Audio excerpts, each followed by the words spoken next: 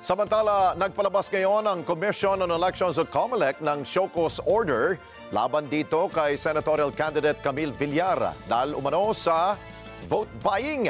At ayon sa komisyon, kailangan magpaliwanag ang kampo ni Villar dito sa video footage na ipinadala sa kanila kung saan namamahagi umano ito ng mga grocery items, mga appliances at pera. Kunin natin ang live report ni Madeline Villar Moratillo. Mads. Yes, Alex, bukod nga sa show cause laban kay senatorial candidate Camille Villar, ay maglalabas din daw ang COMELEC ng show cause order dahil pa rin sa alegasyon ng vote buying laban naman sa dalawang lokal na kandidato. Pinagpapaliwanag ng Commission on Elections ang senatorial candidate na si Camille Villar dahil sa alegasyon ng vote buying. Sabi ng COMELEC sa pamamagitan ng Executive Director Chofisto Elnas Jr. ng Committee on Contrabigay, kasunod diyan ang natanggap nilang anonymous report kung saan isang link ng video at mga larawan ang ipinadala sa kanila. Sa nasabing post sa social media na may petsang Pebrero 12 at 16, makikita sa video at mga larawan ang isang mistulang event na pinangunahan ng mga local aspirant. Sa bahagi ng video, makikita na nagkaroon ng raffle at may mga ipinamigay na grocery, appliances at cash. Ang nasabing event nangyari sa Barangay Buhay na Tubig sa Imus, Cavite. Sabi ng COMELEC, aalamin nila kung ano ang naging papel ni Villar sa nasabing event. Nasa stage na andun yung presensya niya while ongoing yung activity at saka may nagbibigay. And it happened within the campaign period. Titignan na rin anya ng komite kung kailan talaga nangyari ang nasabing event. Sa video kasi na nakapost online, nakalagay na Pebrero 12 at 16. Ang simula ng campaign period para sa national candidates ay Pebrero 12. Yun ang titingnan pa natin kung kailan talaga ito nangyayari. Kasi mayroong instances na nakuna ng video tapos pinopost later na, after or days or weeks after sa event. No? So titingnan pa yan ng Committee on Contrabigay. 3 araw ang ibinigay ng COMELEC para makapagpaliwanag si Villar. Ito lang ang papatunay at pinapakita natin na seryoso ang COMELEC, no? Through the Committee on Contrabigay, itong mga gawain na ito. Personal namang nagpunta sa COMELEC ang kinatawan ng solo parents para hilingin na ipadiskwalipika sa darating na halalan ang mayoralty candidate sa Silang Cavite na si Mayor Alston Anarna. Una rito, sa isang campaign rally nagbiro si Anarna na ipaparaffle ang mga solo parent. Ang biro na ito ni Anarna may tuturing umano na gender-based harassment. Hiniling rin nila sa COMELEC na suspindihin ang proklamasyon ni Anarna sakaling manalo ito sa halalan hanggat wala pang desisyon sa kaso. Ayon kay Rosel Teodosio, second nominee ng Solo Parents Party List, nais nila na magsilbing paalala ito na ang mga bastos ay huwag payagan magkapagserbisyo publiko. Hindi na kasi nagiging maganda, no, yung imahe ng mga solo parents, nagiging biro na siya for others, and we want to have this stopped already na ginagamit ang mga solo parents as a joke. Hindi anya dapat gawing biro ang sitwasyon ng mga solo parent na ginagawa lang biro ng ilang kandidato. Well, we hope with this filing again, no, na mahinto na yung pagbibigay nila ng katatawanan at pagiging joke ng mga solo parents. Kasi napakahirap na po ng kalagayan ng sektor na to at feeling namin masyado ng bumababa ang dignidad ng mga solo parents. Sabi ni Teodosio, sakaling pala rin sa Kongreso, una nilang gagawin ay maghain ng panukala para sa anti-discrimination at fair campaigning upang hindi na maulit ang mga ganitong insidente sa panahon ng kampanya.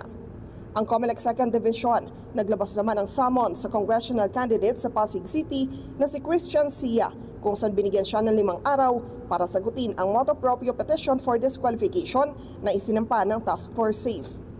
Naglabas rin ng COMELEC ng show cause order laban sa tumatakbong Vice Mayor sa bayan ng Cabiao sa Nueva Ecija na si incumbent Mayor Ramil Rivera. Yan ay dahil naman sa pag-red tag sa kanyang kalaban sa politika. Sabi ng COMELEC, paglabag ito sa kanilang anti-discriminatory resolution. Sa isang pahayag, sinabi naman ni Congresswoman Camille Villar na nangyari ang kinakwestiyon ng COMELEC noong Pebrero 9, panahon na hindi pa nagsisimula ang campaign period. Tiniyak rin niya na wala silang anumang nilabag na kautosan ng COMELEC at iginiit din niya na walang anumang vote buying na nangyari doon sa nasabing event. Umaasa si Villar na sa mga darating na araw ay malilinis din ng COMELEC ang kanyang pangalan. Balik sa inyo dyan, Alex. O yun nga, Mads, no? Di ba dapat ang COMELEC mismo alam ang proseso para umusad ang mga disqualification case na pinupukol sa mga kandidato? Dahil ang tanong ko dyan, di ba kailangan ng complainant dyan? Bakit mismo, motopropyo, ang COMELEC ang nagkaroon ng pagdududa dun sa nangyaring vote buying sa kampo ni Villar? Ganito na kasi, Alex, yung sistema na ipinatutupad ng Commission on Elections ngayon. Matatandaan mo na sinimulan nila yung ganyang proseso noong panahon ng BSKE, Barangay and Sangguniang Kabataan Elections, kung saan naging mahigpit sila sa pagpapatupad ng mga regulasyon patungkol sa vote buying at selling. Ngayon, ang patakaran kasi ng COMELEC, kapag nakatanggap sila ng mga report patungkol sa alegasyon ng vote buying o selling, ayan ay agad nilang inaaksyonan. Ang sabi nila, kahapon lang daw rin natanggap yung anonymous report patungkol dito sa alegasyon na ito na laban sa isang senatorial candidate, at agad daw nilang inaksyonan yan para mahingan ng paliwanag yung nasabing kandidato, at pagkatapos ay saka raw uusad yung kanilang investigasyon. Ngayon kasi ang ginagawa ng COMELEC ay palaging kapag may natanggap na report ay presumption na nagkaroon ng irregularidad, at kailangan na yung hinuhusgahan o yung sangkot doon sa alegasyon, siya yung magpapatunay na walang katotohanan yung ibinabato o ipinupukol sa kanya. Pero ang pangako naman ng COMELEC ay magiging patas daw sila sa investigasyon, at aalamin din nila kung ano ba talagang petsa yung nangyari yung nasabing event, dahil kahit sila ay sinasabi rin nila na may posibilidad naman talaga na nagkaroon lang ng late posting. Pero gayunman, pinagpaliwanag pa rin daw nila yung nasabing kandidato. So far ngayon, as we speak, wala pang hindi pa nakarating yung sagot o tugon ng Villar Camp sa COMELEC? Parang wala pang ganun, no?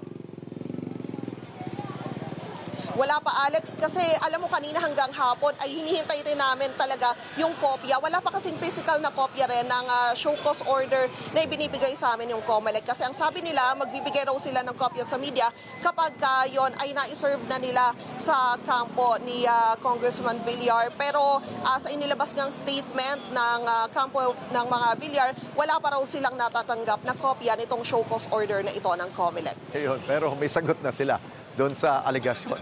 Anyway, isa pa, Mads, yung mga, meron ba nag-violate doon sa nagdaang long holiday? Di ba, I'm sure marami ring nangampanya during that long holiday. Meron bang mga listahan kung sino yon?